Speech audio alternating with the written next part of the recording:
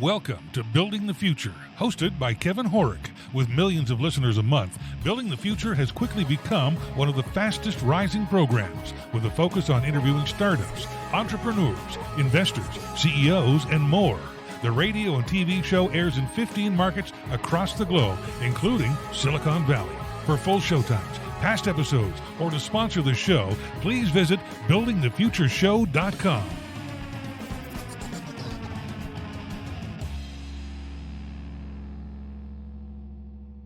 Today's show is brought to you by OnPay, the new standard in payroll. You can pay employees and contractors in minutes, automate your payroll taxes and filings, as well as provide health benefits and HR in all 50 states. For more information, visit buildingthefutureshow.com/onpay.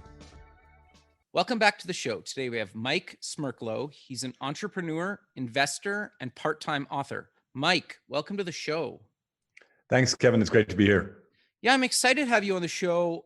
I think what you're doing and what you've done is very innovative and cool. But maybe before we get into all that stuff, let's get to know you a little bit better and start off with where you grew up. Yeah, I grew up in Toledo, Ohio. Okay, very cool. You went to university. What did you take and why? Well, a little bit of, I grew up the first person in my family to actually go to college. Oh, interesting. So a little bit was what college would take me. So I went to Miami University. I had dreams of trying to play basketball there, but pretty quickly those were dashed. And I started to focus on business. I had a general interest in business. But as I talk a little bit about my book, I just wanted to get educated and I wanted to develop some different life than I had seen growing up. Gotcha. I happened to have a distant relative who had studied accounting and suggested that that would be a good way to get the foundation or the language of business. So that's what I studied, and that led me to my first job. Very cool. So walk us through your career, getting your MBA, and then what you're doing today. Yeah, so I did, as I graduated with a degree in accounting. I went out and went to a job at, literally, I think I was at my job at Ernst & Young, a great accounting firm, but I think I was there probably 24, maybe 36 hours when I went, what have I done? But I did do that job for a couple of years. It was a good foundation and really served me later in life. And then I went to work in investment banking, a job that was grueling, exhausting, and filled with spreadsheets, but also one that I learned a ton. Sucked the life out of me. But I learned a lot. And then I did get my MBA from Northwestern. And then I moved out to Silicon Valley in the late 90s. I was very fortunate to be out there, late in the dot-com bubble and started building my career from there. Very cool. So walk us through co-founding Next Coast Ventures and what made you decide to actually start your own investment firm? Well, yeah. So I had been an operator, an entrepreneur and an operator in the Valley for almost 15 years or longer. I reached a point where a combination of I was exhausted, but also where my personal life was. I had 4 young children. I didn't want to go back to operate. Right. And so I did some soul searching and looked at where I thought what my passion was, which is really about entrepreneurship and how I thought I could help. And that led to the founding of Next Coast Ventures. And it really was about how can I provide. I've got a co-founder, so there's 2 of us at the time. Now the firm's much bigger, but our whole tagline was built by entrepreneurs for entrepreneurs. And our ethos was how can we bring some of the experiences we've had in addition to money to entrepreneurs outside of the coast. We're headquartered in Austin, Texas, but we invest, generally speaking, in the middle part of the United States. Interesting. Okay. So it's cool to meet investors that have actually kind of been there, right? Like I find sometimes, and I'm not saying it's bad because it's a different skill set if you don't, but like sometimes if you've never really done it, sometimes like giving advice on certain things, it becomes hard. Do you agree with that? Or what are your thoughts around that? Couldn't agree more. I literally, it does drive me a bit crazy. And there's some amazing investors who have never been operators. So let me start with that. But the number of times I've sat in a board meeting and I had great investors in my company, but there would be these platitudes that would come across, hire the best athlete. And what the hell do I do? What the heck do I do with that? And so really, I think the hard part is there is something about pattern recognition from investors where they've seen things before, but we try and go much deeper with that and give pragmatic, specific advice or observations to help the entrepreneurs. Because I think, as an entrepreneur, your job's so doggone hard. You got so many things to worry about. You don't need to go to a board meeting and have someone say, hire the best athletes or go big or go home or something silly like that you walk. I mean, you're an entrepreneur. You've had that experience and you go, I'm not sure what to do with that. So we try and avoid that as much as we can. No, that's really great. So you mentioned you kind of invest in kind of, well, how do you describe it? You're not like, obviously you probably have invested in Silicon Valley, but you're investing kind of more in the middle. What does that mean, and what industries do you typically like to invest in, and Yeah, why? great question.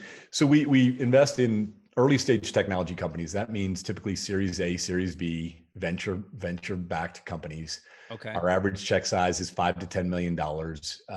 We like to lead those rounds and take board seats. What that means, and when we say outside the coast, it's not a specific geographic. Gotcha. It's more a mindset around capital consumption. A lot of the companies in the Valley, certainly in the Valley or markets like that, are now raising hundreds of millions of dollars from day one. They're burning tremendous amounts of capital with the goal of building really outstanding, massive companies. We obviously love that game or appreciate that game. That's not our game. We're looking for more capital efficient businesses, still disruptive and innovative, but not dependent on becoming a $10 billion business for our fund to work. Got you. Okay. So then, is there specific verticals you guys like to invest in? Are you pretty open, or walk us through that?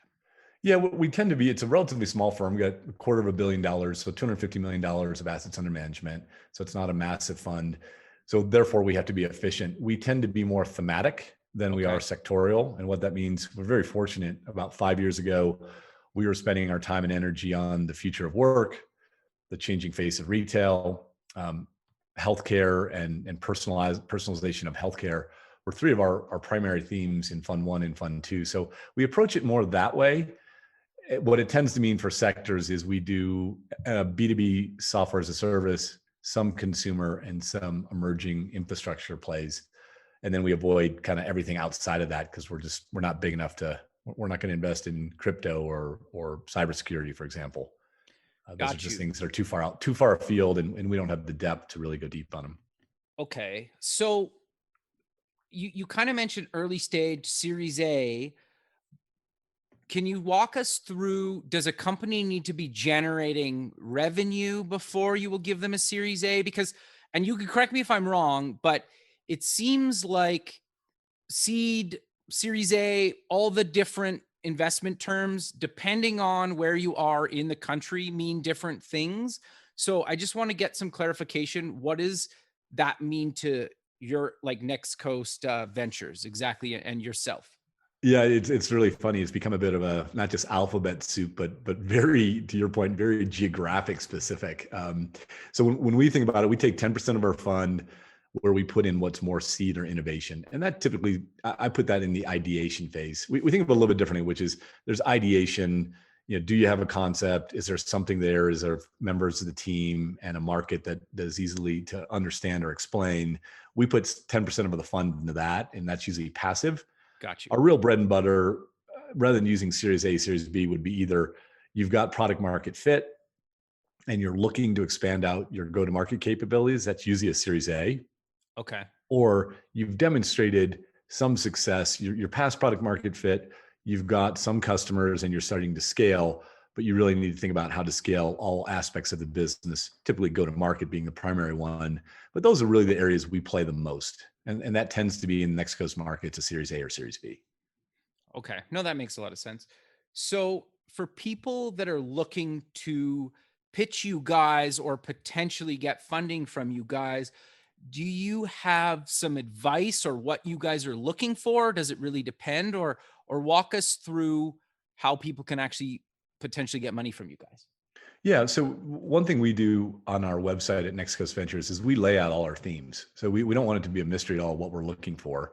So it's there. If you go to Next Coast Ventures, we just updated them kind of round 2 during COVID. It was an interesting house cleaning exercise. We said, okay, we've got our themes. Have we prosecuted them to the next level, which we did, and republished them. So that's all on our website.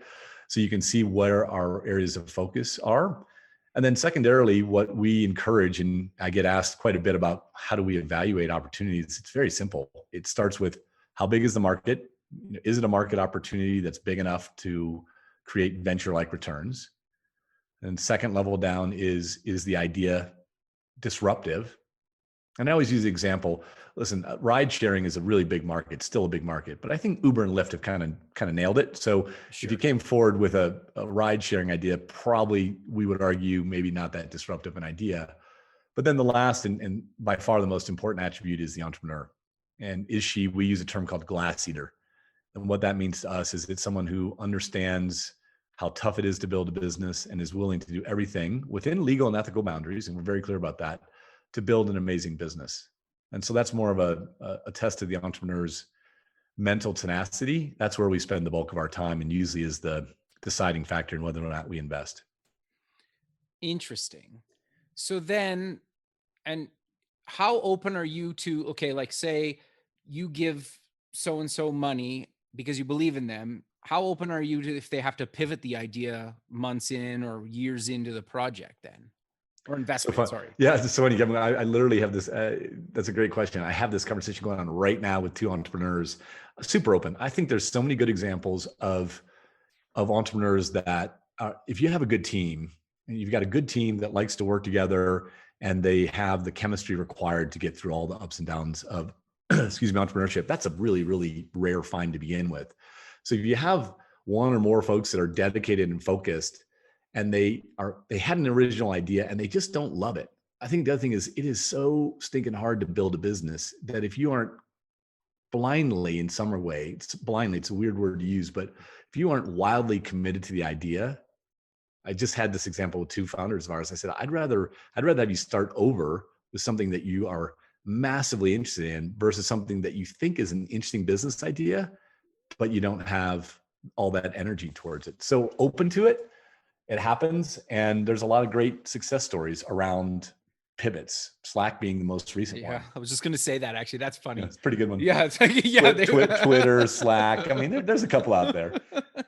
No, but it's good that you're open to even doing that, right? Because a lot of investors that I've like, they're not so forward with that. And it's kind of maybe a last resort to some people. So it's good to know that you guys actually do that. And I agree. Like as somebody that's worked in many teams, it's like almost impossible to build a really good team, right? Like obviously it's not impossible, but like if you have a really good team, like the idea almost doesn't matter because you can eventually figure out something if you have enough runway. Yeah. And also, I mean, and also to the other side of that coin is if you're in a bad market, there's an old saying that when bad market meets great leadership, the market leaves with its reputation intact. So if you have to think about that, think about it. It's like if you're in a bad market or the idea doesn't have as much stickiness or momentum as you thought, I'd rather have you change. Plus, I don't want you to waste 5 years of your life pounding your head against something. Again, if it's the market's not that big or you simply don't enjoy it. Interesting. So I'm curious then, when do you recommend to entrepreneurs to actually get funding? When do you recommend to them to get venture funding? And do you ever tell an entrepreneur like, no, you don't need venture money or you don't need to raise capital? All the time. Actually, oddly enough, one of the best things I was really fortunate as an operator. I had multiple great investors, but one of the founders of Benchmark, Bruce Dunleavy, was on my board. And then I had a gentleman at a firm called General Atlantic, Mark McMorris, who I had to go through when I was raising capital. I give this example because they both taught me a very powerful lesson in that they sat down and laid out their expectations for the investment at the time of it. And what I mean, and why that helps me is I sit down all the time with entrepreneurs and say, I'm going to show you my math, which a lot of time entrepreneurs hear it and they go, I never knew how the business worked. And I said, yeah, for a Series A, I need to get 8 to 10 times my money back over the next, call it 5 to 7 years. Okay. For a Series B, I may adjust that more to 5 to 7 times over a shorter time period. And I can go into more detail on that. But the point is, we walk through the math and then we say to the entrepreneur, are you sure you want to sign up for that? And also, there's a lot of great businesses that can be bootstrapped and you don't need to dilute yourself. That's the other thing I tell founders is you take on venture capital, one, you get to work with, quote unquote, nice guys like me, which maybe not always isn't always a blessing, but you've got a board you have to deal with, and then you dilute yourself. And so if you can have a business that you can bootstrap and maintain control and ownership, don't waste your time with venture capital. That's a real blessing. So we have that conversation. And the other thing I'd add is also talking to entrepreneurs and saying, do you want, what are your expectations?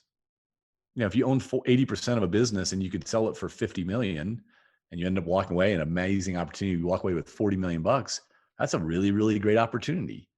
Now, some people would say, I want more, that's amazing. But I think just being thoughtful around, or owning 80% of a business that can be sold for 10 million bucks, that's a great outcome too. Yeah. So just being thoughtful about understanding, there's a lot of, fascination in press about venture capital deals and unicorn nonsense. Make sure that's right for you and for your business. Interesting. Okay.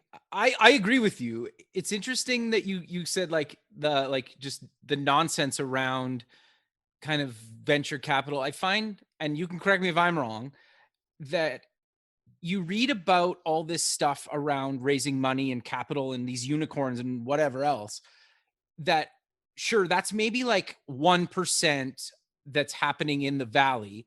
But what you read about that, like every company in the Valley, this is happening to, it's like you read about like the 1% that's happening in the Valley, and it's probably not happening anywhere else across the country. And I just always kind of find it funny is so many people focus on that 1%, but it's like, there's nothing wrong with building a business that you make a few $1,000,000 a year and you make 100 grand or 200 grand or whatever you need to live, right?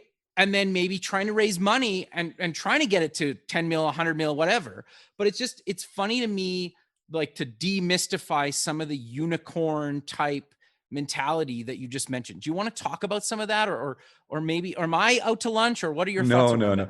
Well, here's an interesting fact. We were doing some fundraising work. So there's 600,000 businesses in the U.S. Just in the U.S., 600,000 businesses that generate between $2 and $100 million or $100 million of revenue every year.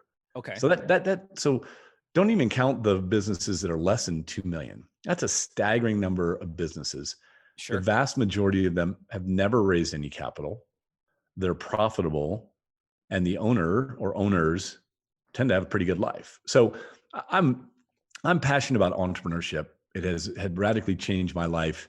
That's why I wrote this book, to inspire folks to pursue entrepreneurship. I think it is complete nonsense for the world to focus on a handful of companies that have typically raised ginormous amounts of capital and have gotten to a very lofty status and valuation. That's a great subsection of population. But to me, that's like, the example I would use would be like looking at LeBron James and saying, because I'm not LeBron James, I don't ever want to play basketball, or I'm not Tiger Woods, I don't ever want to golf. Yeah, I mean, just, it's silly in some regards. There are multiple ways to be successful an entrepreneur, and the yardstick of, listen, we've got one in our portfolio company. We're very blessed. We had one last week that got announced at a $1.3 billion valuation. Congrats, man. It's phenomenal. But, also the other thing I'd say is, hey, funding is one step in the process. I think there's way too much celebration around funding, because celebrate when the company gets sold, or, even when it goes public. My company went public, you celebrated for about an hour. You go public, you get to celebrate. You celebrate for a weekend, and then you wake up to analyst calls on the following Monday, and you start to get back to reality pretty quickly. But my point is, you can really celebrate. There's a lot of false celebrations around milestones that really aren't, in my mind, milestones. Sure. So you mentioned the book. What's the book called, and why did you actually write the book? The book is called Mr. Monkey and Me, a real survival guide for entrepreneurs. It is a anti-memoir, so it really is not the story of Mike Smerklo. That would be a short blog post at best, but it really is lessons I learned. I was fortunate early in my career, early in the Valley, to see some great entrepreneurs. I worked for Mark Andreessen and Ben Horowitz, two legendary entrepreneurs and now investors. I ran a business, bought and ran a business for 12 years and took it from next to nothing through IPO, and then ran as public company CEO. And now I've invested in over 50 different companies at Next Coast Ventures. So pretty wide aperture for watching what makes entrepreneurs successful and not successful. The reason I wrote the book is I had found myself writing kind of as a hobby around the mental side of entrepreneurship. And I became increasingly frustrated that there just wasn't really good content.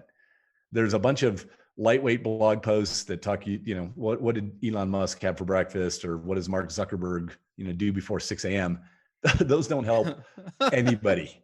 That's 100% agree. You're really hungry and someone gives you a bag of Doritos, right? And you eat them and you're like, I don't feel good. I'm still hungry. That to me is that lightweight content. And then the other end of the spectrum, there's some great, very specific how to write a business plan, how to file for incorporation, all that stuff that's really important as well. But I didn't find anything that really talked about the mental aspect of entrepreneurship and how you could build a framework. And there's a formula in the book called the SHAPE formula that I have observed from myself and others about how you can build mental tenacity. And then I give specific tips at the end of every chapter to really try and help entrepreneurs either take the plunge into it or continue to be successful on their journey. That's why I wrote the book. Interesting. Okay. So can you maybe share some of the tips and advice that you talk about in the book? Yeah. So I started off by giving a little bit of background to where my mindset was. And just to be clear, what I read, Mr. Monkey, who's the real star of the book, the monkey, is my personification of fear, uncertainty, and doubt. Okay. And so for whatever reason, I talk about some of my upbringing, which was not exactly inspiring. I just was kind of plagued with uncertainty and fear and doubt around things. And hold on. Sorry to interrupt you. But I think that in itself is inspiring to people, right? Because I think the fact that you've had that, and I think majority of entrepreneurs, if not all, have that. And the fact that you worked through it, you've become super successful, right? I think, just to pause for a second there and interrupt you on that, I think that's actually really important to mention again. Well, yeah. So, I mean, and I think here's the thing. I think I know everyone has it. I think Jeff Bezos had it when he started Amazon. Sure. He probably still might. Probably still does. I still do. And my joke is the monkey was in here 5 minutes before this podcast and said, "Hey, idiot, no one's going to listen to that stupid podcast." And he runs off. Right. So in my mind, not because of your podcast, because of your guest. I know. But I have that. And so what I found is I think everyone does. Sure. I then thought about how I have, again, took the monkey and said, all right, let's put a name to it. Let's start to see it for what it is. And over time, he, in my mind, he's never going to go away, but how can I start to deal and perhaps even benefit and learn from that voice? Sure. No, I think that's actually really good advice. So I want to dive a little bit deeper into some of the mental stuff that you cover in the book, because I think part of the problem is so many people fear just starting. And I think some of that fear comes from, you're always told, or well, not always, but a lot of people will say that you need to quit your day job. You need to be all in. You can't start as a side hustle, blah, blah, blah. Do you want to talk about some of the things that you believe and you've experienced and seen actually work and not work for people? Yeah, it's a great question. I mean, I think side hustles are awesome if that's what it is, right? If it's something that can generate income passively or actively for you and do that, I'm a huge fan of it. I think when I tend to focus on entrepreneurship, I don't want to diminish that. I tend to go more towards the all in. I think if you really want to build something that has the impact, and in fact, there's financial impact, but I think about creating jobs, disrupting industries, bringing forth solutions.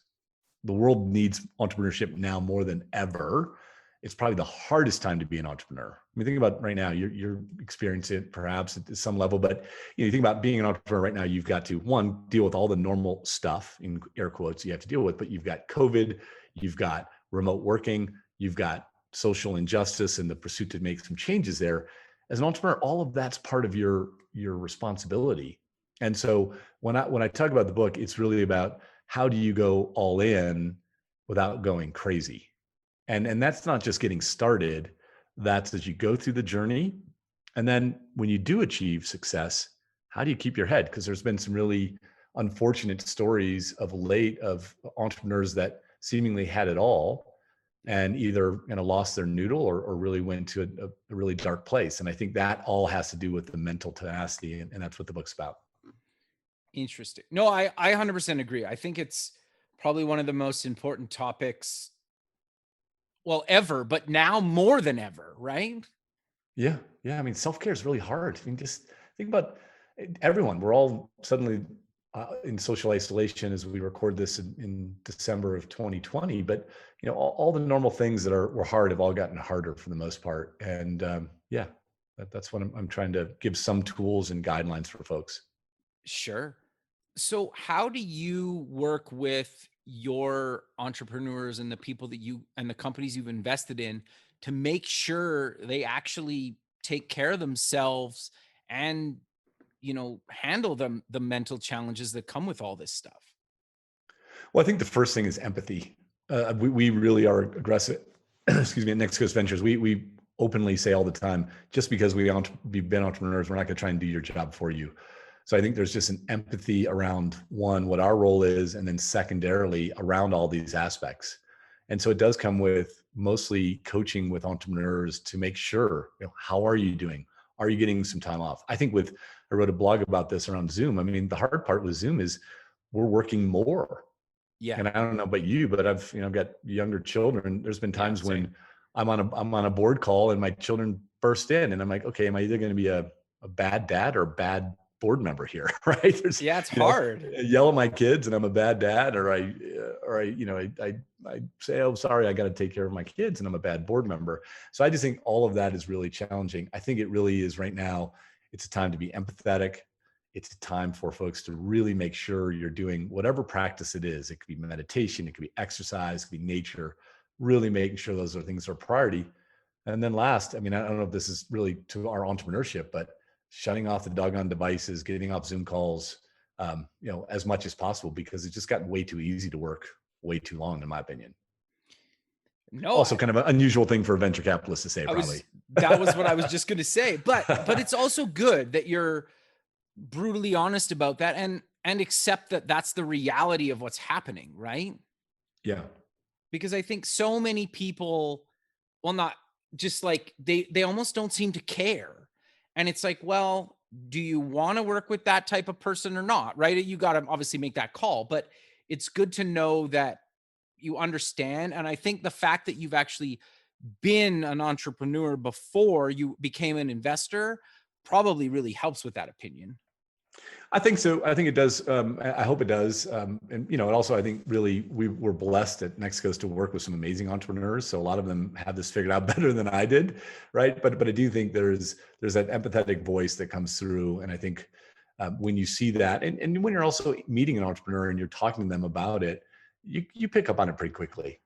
Sure. And I think most successful entrepreneurs, and I write about this in the book, do understand that balance is going to allow you to. I think balance is a funky topic, because I found in the short term, you don't need balance. You can power through for some period of time, but that's a short runway. And eventually, if you don't get balance and you don't have self-care somewhere into your life, you are going to hit the wall.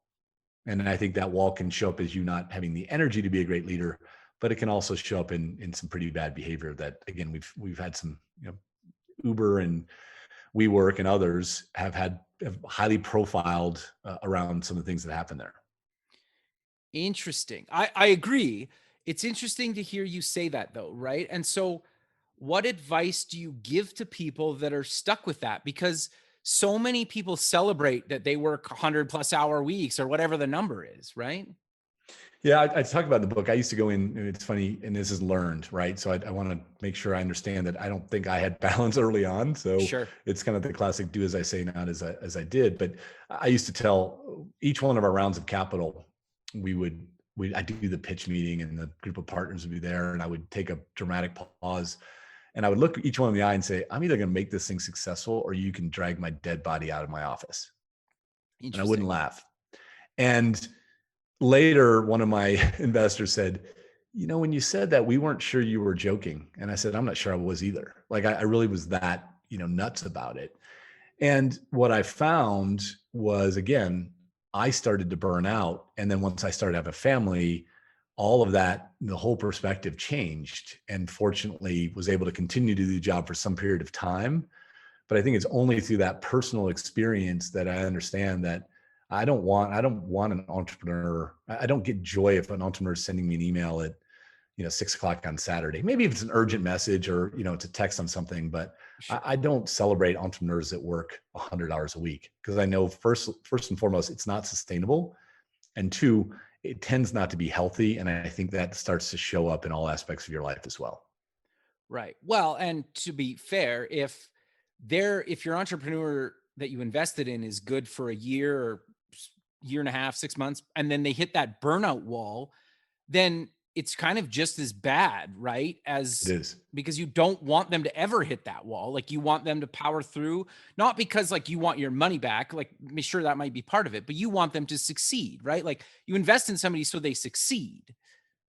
Yeah. I mean, we think of our job is we're trying to basically help boost up our entrepreneurs in any way, shape, or form. And if our entrepreneurs are wildly successful, then we're successful. But it doesn't work the other way around. So, I mean, yeah, there's no missing what the important one is. It's interesting, it's a bit of a digression, but my favorite business book, someone asked me this yesterday on a podcast, and I said it's Shoe Dog, which is a story It's a of great book. Of Phil Knight. And what I love about it is, one, his style, but then the long study, the long study of Nike. This is not a 5-year, 7-year, it's 30 years.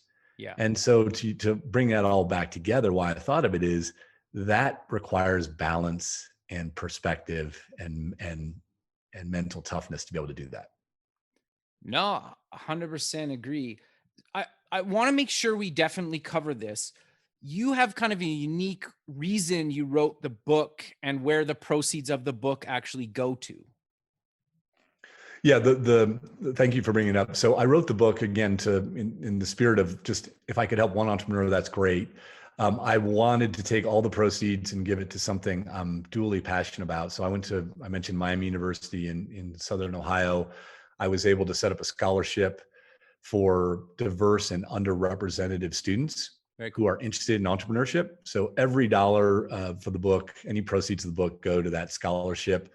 I believe the world desperately needs more entrepreneurs, and we certainly need more diversity in entrepreneurship. And I was fortunate that Miami would partner with me, set up a specific scholarship to help students that have that interest. That's very cool. So why do you think, and it's kind of a stupid question, but like, why do you think the world needs more entrepreneurs? Yeah, one, it's self-serving because it had a massive impact on my life. I went from, a very challenging environment, both socially and economically, as a young child, to now a much different life, all due to entrepreneurship. But more importantly, I just tend to believe that entrepreneurs are more equipped or better equipped to solve the tough problems. And I look at all the problems in the world, and there's far too many to count. But at the end of the day, when I look at coming up with a vaccine for the current pandemic, thinking about ways that we can educate more of the population on the planet, just to name a few. And I look at it and say, would you rather entrust that to a government or a not-for-profit? No offense to those types of organizations. Sure. Or for an entrepreneur? And I think that history has proven that entrepreneurs, when tasked with massive problems, tend to solve the biggest and hardest things facing us. And I believe that to be the case through and through. It's also, I'm a believer in capitalists, but it's not a profit motive in my mind. I just think that the biggest problems in the world will be solved by people with a build mindset that are willing to challenge the status quo and disrupt it. And I think there's greatness that comes from that.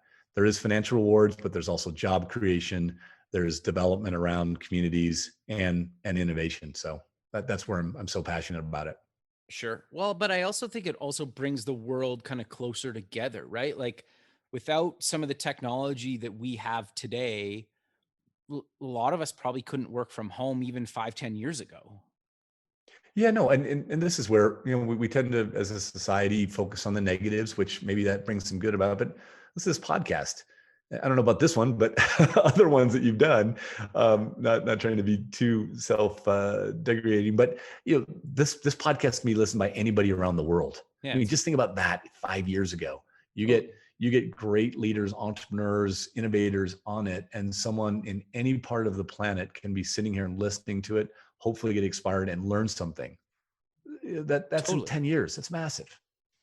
Yeah, no, 100%. So I'm curious though, what advice do you give to entrepreneurs starting out or thinking about actually doing their own startup? Because in a lot of cases, that's really, really scary. Yeah, and I do write a lot about in the book. I think first of all, it's one of the acronym that I came up with, this SHAPE acronym or formula. E is for expectations. And I think the hardest part for a lot of times, especially when you're thinking about starting, is expectations. The first piece of advice I give is most massive businesses you look at today did not start off with a plan that said, you know, Facebook was not going to have 2 billion people around the world connected. It was Sure. so Mark Zuckerberg could, meet girls at Harvard, right? So, Yeah. and Starbucks was not going to be on every corner. It was because Howard Schultz wanted to replicate a cafe experience he had in Italy and started with one store. So I Right. think that the biggest piece of advice I give to folks is, obviously think about how big the business is, but make sure it's something that you're interested in, because you're going to be thinking about this subject matter for a long, long time. And then two, don't get caught up in, and I see this such a trap with entrepreneurs, feeling that the idea isn't big enough. Think about market size, but at some point, every great business had to take a small first step. And Sure. that first step is often the most important one, because then it leads to momentum, and momentum can be really, really powerful.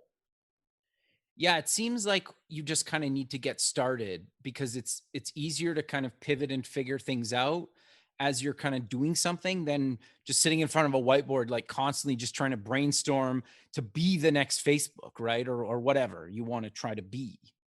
Yeah, and I mean, I think the technology examples, but let's use Starbucks again. I mean, if you and I were sitting with a whiteboard and I said, I've got an innovative idea for a coffee shop, we would think of a million reasons not to do it, starting with Starbucks, Sure. right? Sure. But maybe there's an innovation there. Maybe there's something you're going to do differently, or maybe your market isn't currently being served in the way you think it should be.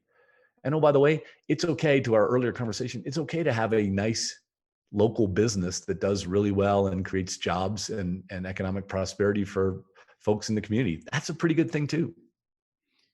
Yeah, 100%. It's interesting, right? Like I think the other thing that's interesting is there's so many good ideas all over the world, right? And it's not that you don't have to nowadays move to certain geographical hotspots to be successful. Do you agree with that?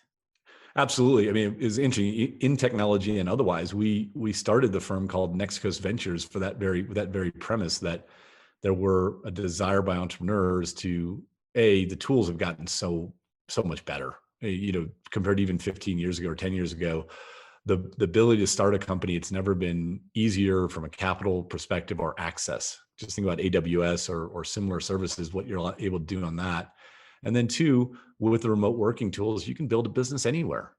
And I think that three, folks are starting, I think COVID have done, of all the negatives, I think one of the positives it's done is really focused on place, and had a lot of people start to say, do I really want to commute? Do I want to live in the Bay Area? I did for 20 years. It's a magical place, but do I want to commute an hour and a half, struggle for parking, pay exorbitant rents just so I can go sit in an office? Or maybe I'll do that in Bozeman or Austin or someone similar, or my home, in the mountains. That's the beauty of what's happened in the last 6 months, I think. No, I 100% agree. Well, and I also think too, as an entrepreneur, you start looking at, well, how can I grow into new markets? Because we have this technology now.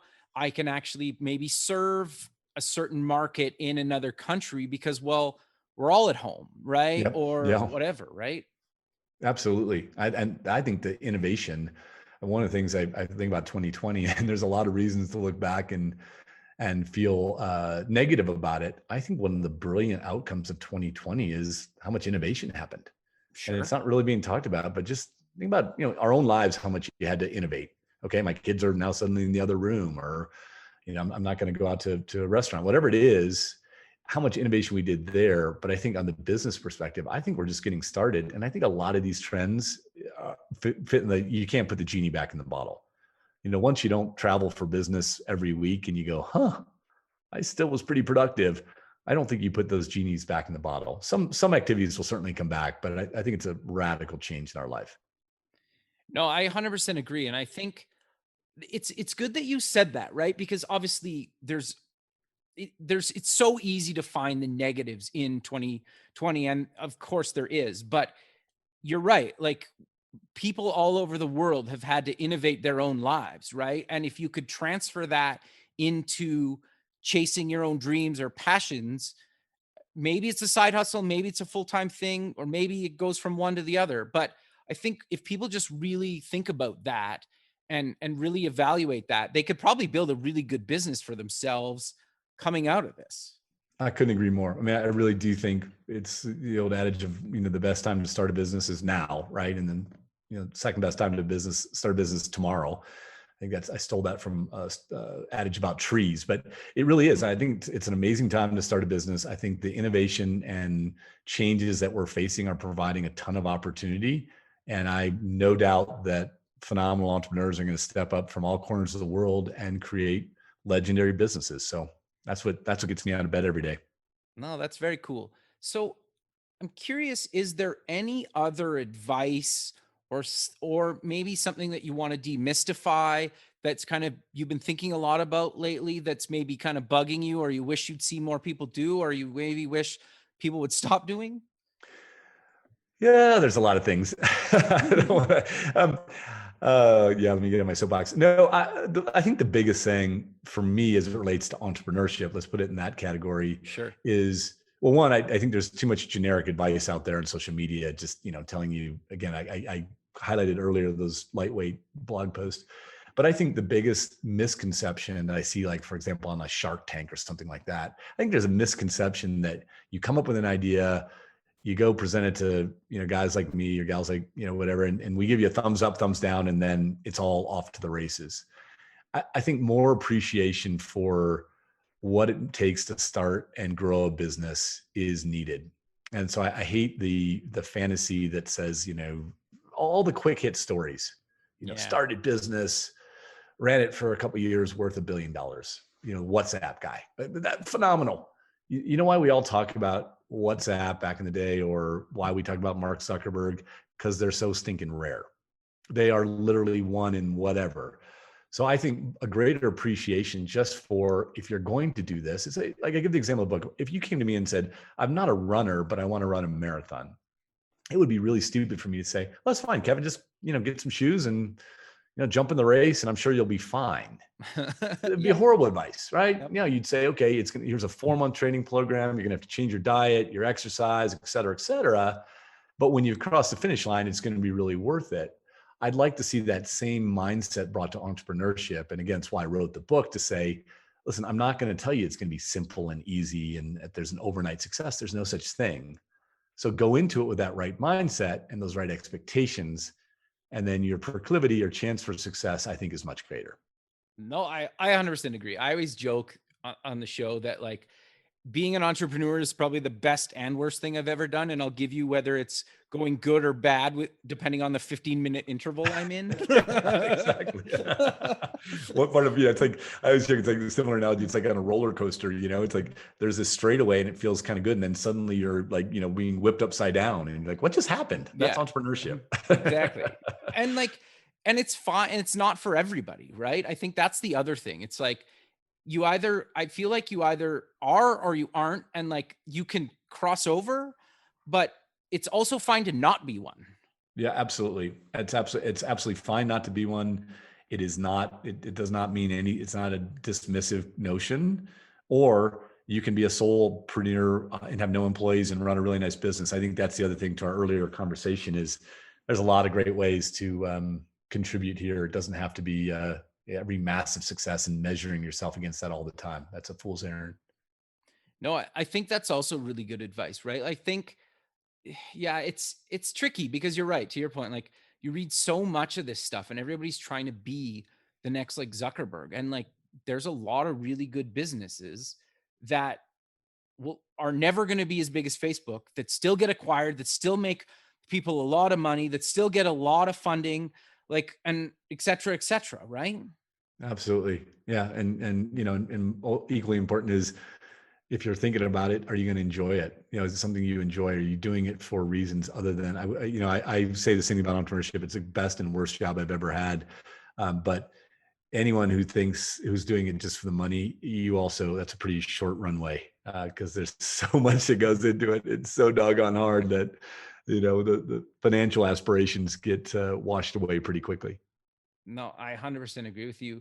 But we're kind of coming to the end of the show. So how about we close with mentioning where people can get more information about Next Coast Ventures, the book, and anything else you want to mention?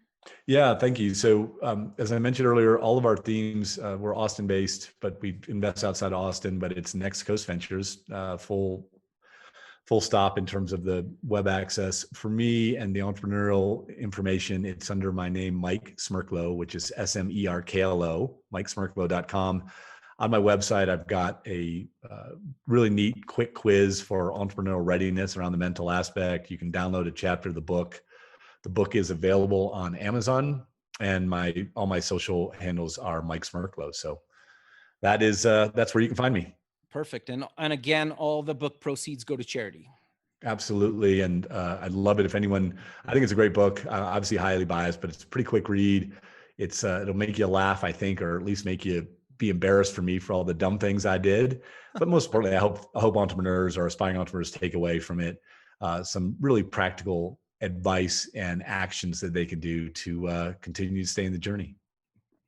Perfect. Well, Mike, I really appreciate you taking the time out of your day to be on the show, and I look forward to keeping in touch with you, and have a good rest of your day, man.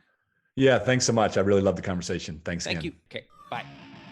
Thanks for listening. Please visit our website at buildingthefutureshow.com to join the free community, sign up for our newsletter, or to sponsor the show. The music is done by Electric Mantra. You can check him out at electricmantra.com, and keep building the future.